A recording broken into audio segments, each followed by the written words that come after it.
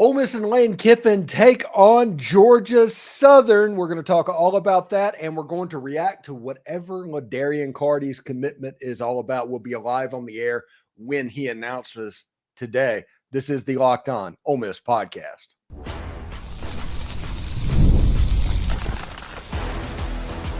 You are Locked On Ole Miss, your daily podcast on the Ole Miss Rebels, part of the Locked On Podcast Network, your team every day.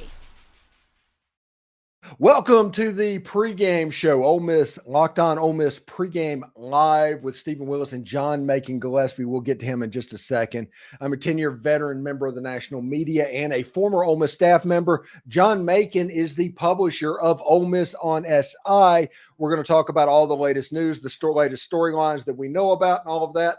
And then towards the end of the broadcast, Ladarian Clardy is going to go live and announce his commitment, whether it's to Ole Miss or away from Ole Miss. We will react to that all as well. But John Macon joins us right here from Ole Miss on SL. How you doing, John? Pretty good, Steven. Just enjoying the Saturday so far. Kind of waiting around for a late kickoff tonight, you know. Yeah, this is the latest kickoff of the year, which all the people that are covering this are going to hate tonight. Everybody that just watches football enjoys this because you can watch all the games. Like, for instance, Mississippi State is making the Florida Gators and Billy Napier look like the Kansas City Chiefs right now on offense. That cannot be good. No, it's not, and that's the game I've been locked into so far today, and it's been strangely entertaining. I tweeted that a little while ago that it's kind of held my attention a lot more than I thought it might, and not necessarily for good reasons, but it has held my attention. Yeah, it's interesting. Just so everybody knows, right now it's 42-21 Florida Gators. Mississippi State's probably the worst SEC team that the SEC has had since probably that last Houston Nutt Ole Miss team that people were taking knees on in Ole Miss. This is a bad football team, honestly, right now. And everybody wants to make jokes about Vanderbilt. Those Vanderbilt teams might have been bad, but they weren't atrocious.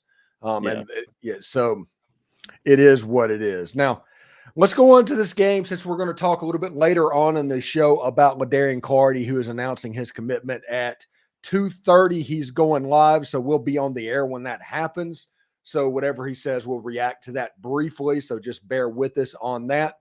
But let's talk about that Georgia Southern game real quick. Have you heard any information? I heard that TJ Daugherty is not going to play today. That was the latest rumor because of injury. You heard anything about that? I've heard rumors about that. I've heard game time decision. I've heard different things like that. I don't have anything confirmed on that front.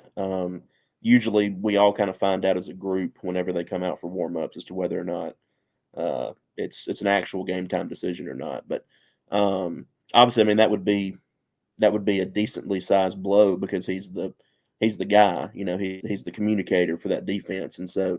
That is definitely going to be a storyline that we need to keep our eyes on. And I know that everybody's first reaction to this will be like, well, Ole Miss is not going to need him anyway. That's kind of not the point. The point is to get all the communications as seamless as possible through these first 4 non-conference games so that when Kentucky comes to town, who's winning right now in the third quarter, 27-0, when they come to town, you're as good as you can be. They're a pretty good defensive team, by the way. They are not a very good offensive team at the moment.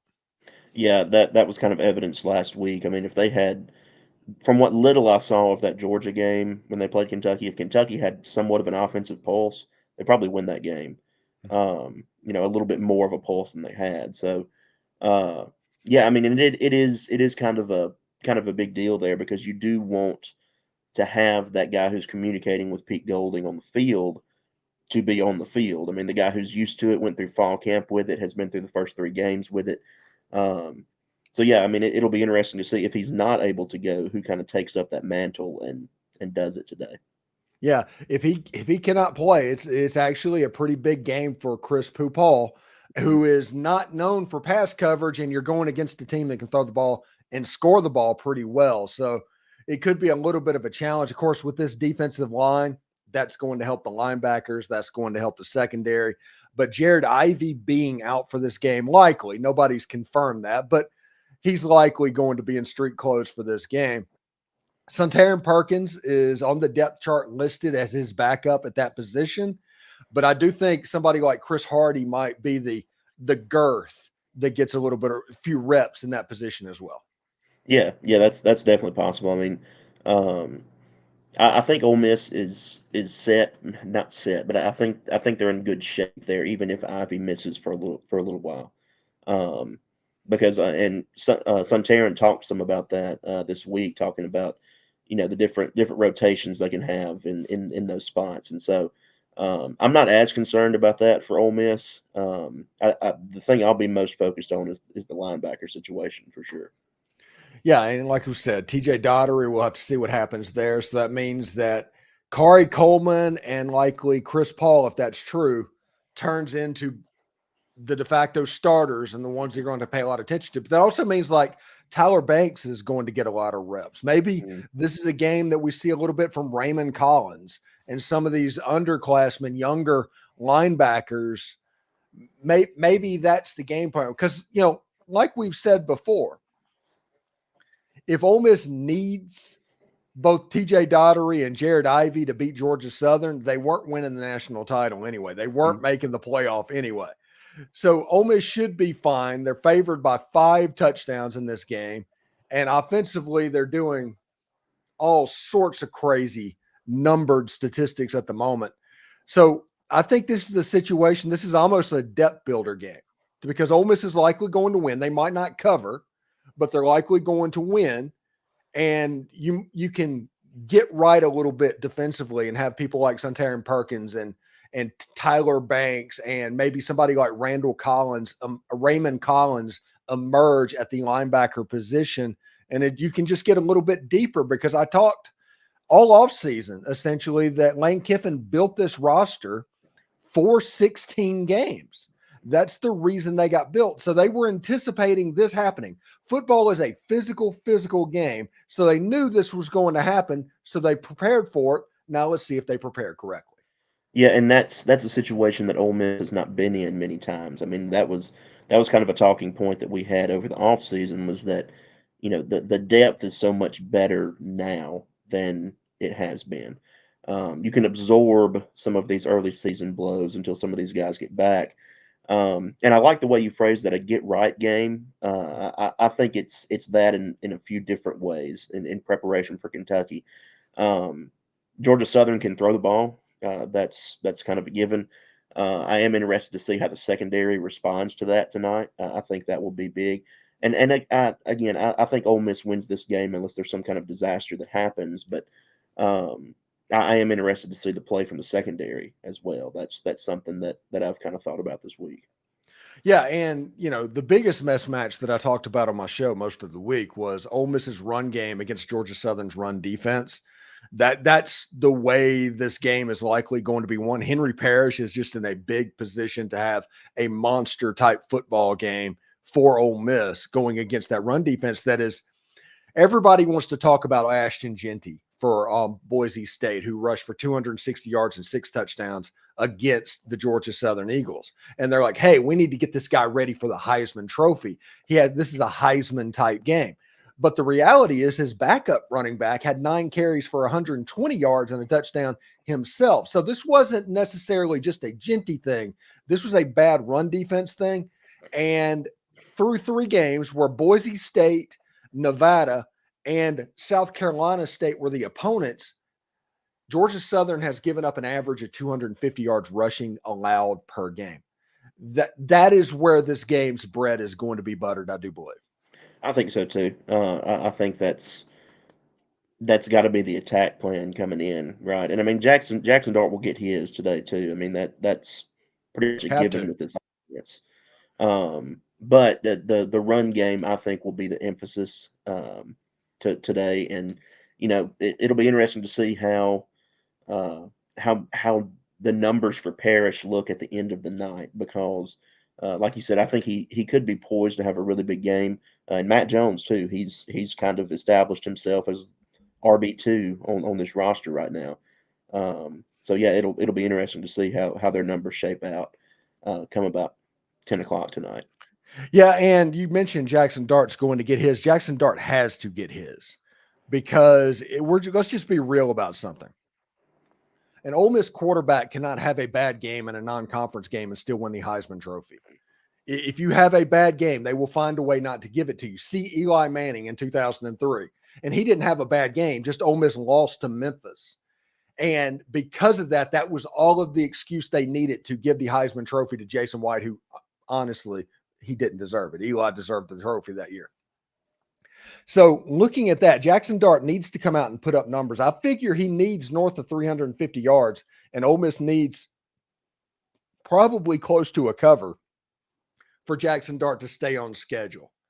What is your thoughts about that?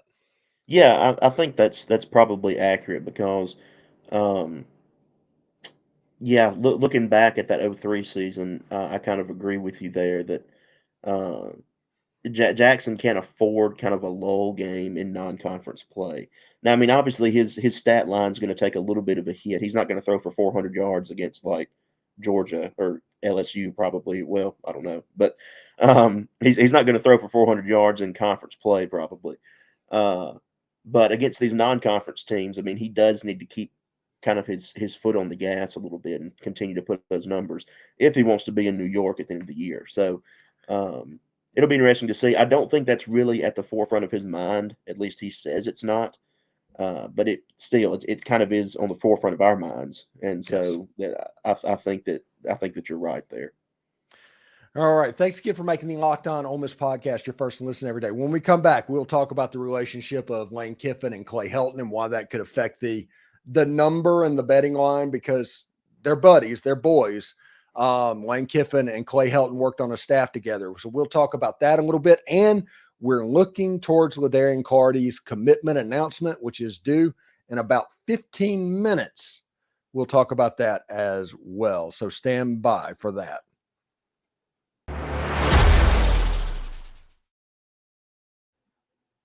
All right. Passion, drive, and patience. The formula for winning championships is also what keeps your ride or die alive. eBay Motors has everything you need to maintain your vehicle and level it up to peak performance. Superchargers, roof racks, exhaust kits, LED headlights, and more. Whether you're into speed, power, or style, eBay Motors has you covered. And with over 122 million parts for your number one ride or die, you'll always find exactly what you're looking for.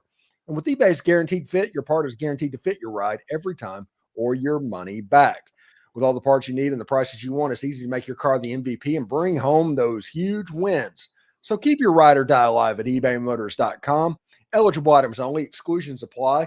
eBay's Guaranteed Fit is only available to U.S. customers. I want to welcome a new partner to the Locked On Ole Miss podcast in College Corner. It's your one-stop shop for all things Ole Miss.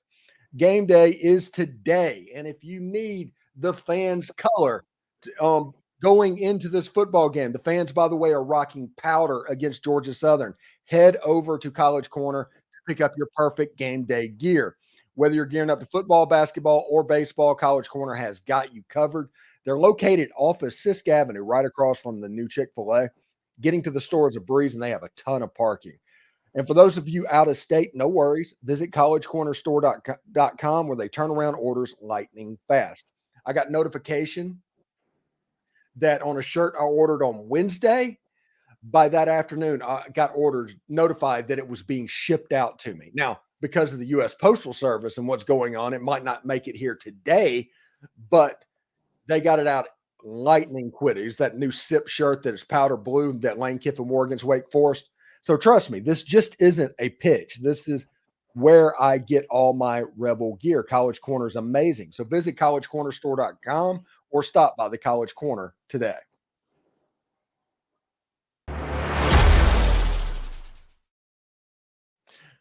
All right, so let's continue with John Macon Gillespie from the Ole Miss on SI. I'm pretty excited to see this, a powder color, and Ole Miss in the game today, per the uniform reveal. They're wearing the white helmets, red jerseys, white pants. I saw that that might have been 2018. That might have been A.J. Brown and those guys against South Carolina. That got that uniform combination. And I tell you, it didn't look like Ole Miss. And for people that want it to look like Ole Miss, they're going to complain about it. But it looked absolutely gorgeous. Yeah, and I'm kind of on the other side of this. This is my least favorite combination that they have. Hmm. The white, red, white, because I'm I'm of the opinion that yes, it should look more like Ole Miss. I don't think the uniform itself looks bad, Yeah. but if I'm choosing, this is the last one I choose. Um, I think it would have been interesting to go with powder today, powder jerseys, because the fans are wearing powder, but the team very rarely mimics what the fans are wearing in the stands. I'm not exactly sure why that is, but um, the team doesn't always wear what the fans are told to wear. Uh, but it is what it is, and it's Military Appreciation Day. The field looks pretty cool. I guess you saw that. Mhm. They always kind of do it up special for this game. So yeah, it'll be interesting. And honestly, I expect the crowd to be pretty good tonight too. I mean, it's a sellout, but um, it's a night game, so the weather itself shouldn't be that bad either. Yeah, and the good news about breaking out this uniform combination, this means that the all-time GOAT uniform combination in a uniform football game means navy helmets, red jerseys, gray pants is still on the table for LSU. It is. That is what I've wanted for I guess since 2016. It's Hmm. been that long since Ole Miss wore that combination against LSU. That is still on the table. And I think that there's some nice combinations with the powder jerseys and all of that to where the last 8 games of the season, this SEC slate is at least going to look really good Yeah, it should, and I wouldn't be surprised if they broke out the powder jerseys at LSU, because that's kind of what Kiffin has done sometimes, with the multiple powder times helmets. Yeah. with the powder helmets. Granted, last time almost went to LSU, it was this combination that we're Mhm. seeing today with a different helmet decal, but um, I don't think he'll replicate that again. I don't, because of how that game went. I don't think he'll wear that in Death Valley again. But uh, yeah, I think the SEC slate should look pretty good. Obviously, the powder red gray uniform combination has already been used, which is one of my favorites. They probably won't reuse that one. But they can do the numbers on the side of the helmet and It's and true. break that combination out again. That's true. That's true. When's have they done that under Kiffin? They did the numbers on the side of the helmet with the blue jerseys against Vanderbilt That's right, in 21. Vanderbilt in Mhm. 21. That's right. Yeah, that's right. I wouldn't mind that again, honestly.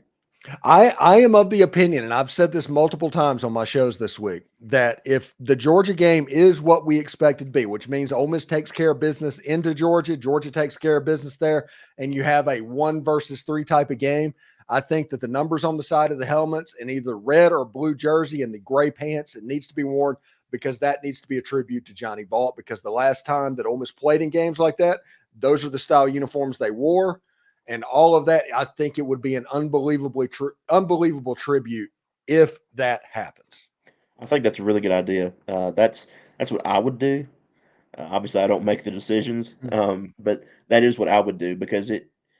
You're right that the last time Ole Miss would have been in that situation would have been under Vault, essentially. Um, if that game against Georgia is what we kind of expect it to be, yeah, it should be an insane atmosphere, and those level of games of being that level of importance, Oxford hasn't seen. Yeah, it should be. I mean, there's going to be 400,000 people in Oxford. Say Ole Miss gets that Georgia game undefeated and Georgia beats Alabama next weekend and they get past Texas and that game is absolutely, and like, it's weird to think about that Georgia could be the team that causes this game to not be as hyped up as it could have been.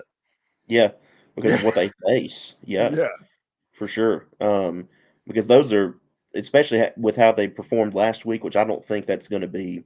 I think that's going to be an outlier in the season for Georgia. But uh, yeah, with what they face on the schedule, I mean, it's definitely possible that could be the ones that make it not as hyped, for sure. Because those games against Alabama and Texas are not easy at all.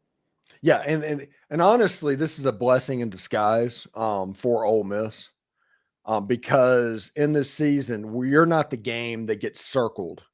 Hmm. Like there was no Alabama, Georgia, and there was no Texas, Georgia last year.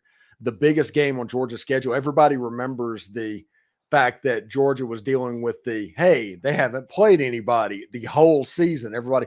Then whenever they got Ole Miss, they beat Missouri and they got Ole Miss, and all of a sudden they just beat down Ole Miss. This year, that isn't the case. The Ole Miss game is not going to be circled. It's going to be Alabama and then Texas. And then it's like, okay, there's Ole Miss, and wait, there's Tennessee the week after that. Like, Georgia's got an 8-4 schedule if they're not careful. Yeah, that's very true. I don't know who they made mad in the conference office to make that happen, but I mean they were like, all right, y'all want to make it back to the national championship, y'all are fixing to prove it this year. I mean, you're going through the gauntlet. And then next year flips. They get the same teams next year. That's true. Yeah, that's true. I didn't even think about that. Yeah. So it'll be interesting to see for sure. Obviously we still got a ways to go before we get to that point, but I keep looking ahead to that game and those moments. Yeah, you can't kind help of in the back of my mind. Yeah, for sure. Before we take the next break and everything, the new Realtree helmets got debuted. What do you think? What are your thoughts on them? I like them personally. I think that they're more versatile, if that's the proper word, than the previous ones, because I think that this helmet can be worn with the red jerseys or the navy jerseys. Or the powder jerseys, because they have the powder. Yeah, they have the powder accents in them as well. So I mean, I think that this is more versatile for sure. I had heard through the grapevine that this year's version was going to be navy focused. Me too. So I kind of expected this, but yeah, I think it's a good move, and I think it'll be a good look. I'll be interested to see what it looks like in an actual game against Oklahoma. And that has the potential to be a really special uniform matchup as well. Yeah, because you figure Oklahoma, they don't have the red pants. So it's going to be their red helmet and it's white on white. It's going to be looking like Alabama when they come into town. Mm-hmm. Yeah. Unless they break out those, I think they have some cream jerseys that they've used before. They could break those out. I guess those count as a white. Yeah, yeah, that would likely work. But I was telling people, is like we still, they put out the helmets and everything. Whenever they put out the helmets for the Realtree last time, we kind of figured it was a powder jersey type helmet. We knew exactly what the uniform was going to be. We got the helmet. We still have no idea what it's going to look like whenever they actually play the game. No, I mean, I would assume that it would be navy jersey, maybe gray pants, but I mean, we don't know that. It could be red jersey, white pants. It could be, any number of things. So I think it was a good move by them to keep some of that mystery in it as well, for sure. All right, let's go through some of the questions real quick before we take a break, and then get ready for the Clardy announcement. We got this one right here. When will the Kiffin to Florida chatter end? I'm sick and tired of it. It's not going to end, James, because it's not being started by Ole Miss people or Lane Kiffin or anything. It's being started by wishful thinking by Florida fans. And until they hire somebody else, they're going to do that. Kiffin has already griped about the fact that he has to reschedule a game in 2025 for Ole Miss. If you're looking for a sign and for him to shut it down, as angry as he got for the work that he's going to have to do to find a Power 5 opponent for 2025 at Ole Miss, that should tell you where his head's at right now.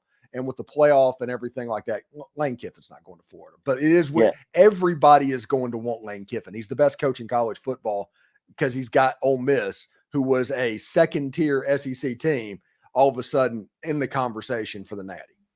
Yeah, I agree with you that I don't think this chatter will end because Lane's not going to come out and say, hey, guys, I'm not going to Florida. I don't think that if we've learned anything, he's not going to come out and just verbally address this. But it feels like a reach to me right now, and I've been wrong before. Maybe Florida forks up a bunch of cash or something that we weren't expecting. But it's going to take $15 million a year, Garen. It's going to take a jumbo the amount of money. It's almost cost prohibitive for people to try and hire him. Yeah. But I don't think it will die down. I think it's just another thing you have to kind of keep your head down and ignore it if you're an Ole Miss fan. All right. Curtis Donaldson said, everyone keeps predicting Georgia Southern is going to score a touchdown. Why? Defense is getting better. I think a lot of people are kind of wishful thinking on this because the Ole Miss defense with what's going on right now, it's kind of becoming like the seventh inning of a no-hitter. to where you're worried about that. You kind of get tight when a streak to happen. I think people want Georgia Southern just to score a touchdown so they can relax and get ready for SEC play, John. I think I'm kind of in that same mindset too. That uh, I don't think they'll go the entire year without giving up a touchdown. I think it's got to happen at some point. Um, and I'm kind of in that same mindset that, hey, once it happens, you can kind of stop talking about it, stop thinking about it, and just play ball. I wouldn't be surprised if Georgia Southern gets one tonight, or two, I guess. I think I predicted 52-10. Yeah, I think I had one touchdown for Georgia Southern in my score prediction. I'll have to go back and look, but yeah. So, who do you think scores the first touchdown today, John? Henry Parrish Jr. is who I'm going with. I agree with that as well. And I think it's going to be north of 40 yards. I think it's going to be a long one. Could be, yeah. And if it's not Parrish, I'll go Juice Wells, actually, if it's not Parrish. That's a good pick as well. Jay Cannon asks, what quarter do you think we see Austin Simmons tonight? Fourth quarter. Georgia Southern can score a little bit, but he is going to be quicker to come in because Lane Kiffin and Clay Helton are boys. Yeah. And Lane's not going to embarrass him. Yeah, and I don't think that's in Lane's mindset tonight. Is like, hey, let's hang 70 on these boys, even though I think they could. I think fourth quarter. Yeah. Midwest Picker says NC State is getting smoked. Yeah, I think it was 42-3 at halftime with Clemson. That Tennessee game all of a sudden is not as impressive as it was. And everybody that's been trying to, I don't know, I guess blow smoke about what the Tennessee offense is, we need to see what that looks like whenever they play a real defense and see what they can do. I still think Tennessee's going to win the game. I do not think they are what we thought they were. I thought North Carolina State was better when they beat North Carolina State than it turns out they actually were, because they're kind of dumpster fires right now. Yeah, and I think Tennessee's a good football team. I think they're a good football team, but I don't think that I'm not sold on them being that elite tier just yet. We'll see what they look like tonight, though. I'm really interested in that game that's going to be happening at the same time Ole Miss is playing. Yeah, it should be pretty interesting as well. Ladarian Clardy is getting ready to go. We're going to take a break right now. When we come back, we will react to Ladarian Clardy and all that whenever it goes on. We'll talk a little bit about football this Saturday. Kentucky's now at 34-6 over Ohio. So we'll see exactly how it goes. But this is the Locked On Ole Miss podcast.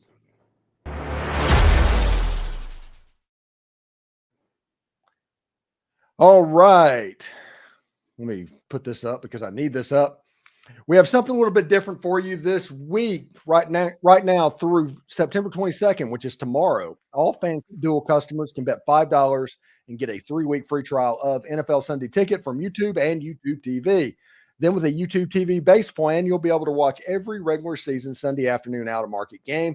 All you need is a Google account and a current form of payment, and you can cancel at any time. You can get Ole Miss at minus 36 or minus 35.5 right now against Georgia Southern today, or Ole Miss in their national championship odds have gone slightly down. It's down to plus 1,200. Jackson Dart's Heisman odds are pretty good as well at plus 600. Whatever your flavor is, you can get it today. Just visit FanDuel.com and download America's #1 sportsbook.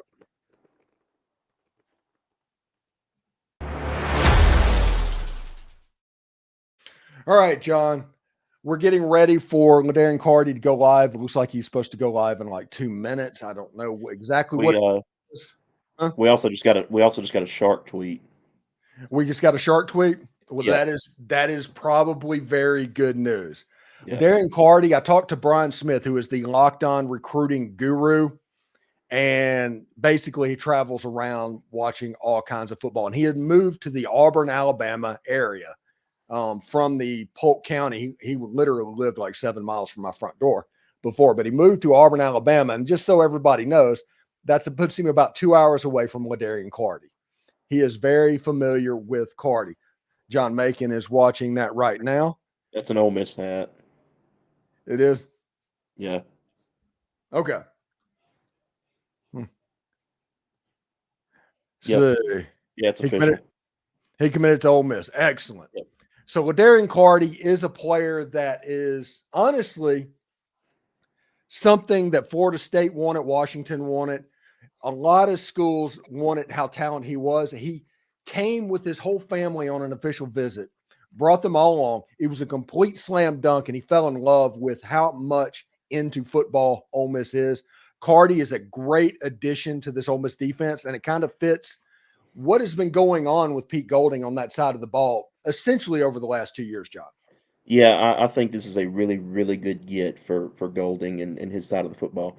Um, we knew that Ole Miss was focusing on him pretty heavily over the summer when Lane chauffeured him around, and that video was on Twitter, X, whatever, talking about going to the square or whatever.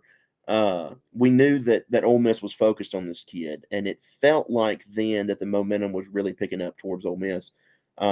I felt pretty strongly coming into today that he was going to pick Ole Miss, and he did. And this is, I think this is a really, really good piece. He's put up really good numbers in high school, and I think he'll translate well to the SEC. Listen, when I put his film on, the first thing you notice is if he's playing safety, he's the best safety on the field. If he's playing wide receiver, he's the best wide receiver on the field. You could put him at tight end. He would be the best tight end on the field. He's the best player on the field no matter what he tries to do. Everybody would benefit from this player. And when you look at him and you look at Keon Young, the safety that they have committed, who is one of the top players in the class out of Lakeland High School. I saw him against Winter Haven just last week. Ole Miss on the back end of that defense, they're doing to the secondary what they did to the defensive line a year ago. Mm-hmm. Yep, it's that same kind of emphasis. That's the way I view it anyway. It's that same level of emphasis. And I mean, that's, you can't really argue with the recruiting tactic there. I mean, you can't argue against that, I wouldn't think. So far it's paying off. I mean, they've landed some really good pieces back there, and Clardy is obviously the latest one of that. We have our story up at Ole Miss on SI about his commitment. Just went up a couple minutes ago. So okay, before we get out of here, let everybody know what you have planned for today at Ole Miss SI and what they can find from you. Well, we'll have live in-game updates on our website. You can follow along there. We'll have a halftime update, some breaking news stuff as it happens during the game, post-game, game recap type deal, and then some analysis pieces tonight and into the morning because it's a late kickoff. So, yeah, we're going to hit it hard like we do every week, and hope everybody will stick around with us. All right, good news for everybody. Exciting news. You can now become a Locked On Ole Miss Insider, the best and easiest way to stay updated on all things Ole Miss sports. It's our texting program that sends you notifications on anything relevant. Also, we'll text you anything relevant that is done on the Ole Miss SI side. I use them almost exclusively for stuff like this. Enjoy a 14-day free trial. Experience the future of college sports coverage. We're adding new perks as we grow, so do not miss out. The link is in the description. We are going to be live about an hour after the game for our instant overreaction. And then Sunday night, we will have our reaction roundtable. Last week, we had about 9,000 views combined on those two videos. They're doing quite well as well. So we'll see about that a little bit later. So, John Macon, when are you heading up to Oxford? Any last minute news? Anything you want to add? No, not as far as I know. I'll be leaving in about an hour and a half, probably, to head up there. It's not a very long drive, so I'll just try to get there about an hour and a half before kickoff. All right, be safe, because the game being a hard sellout means that you're going to be dealing with traffic. I mean, that has now become a fact of life for game days. But for John Macon Gillespie, I'm Steven Willis. We'll see you after the game. Hotty toddy, everyone.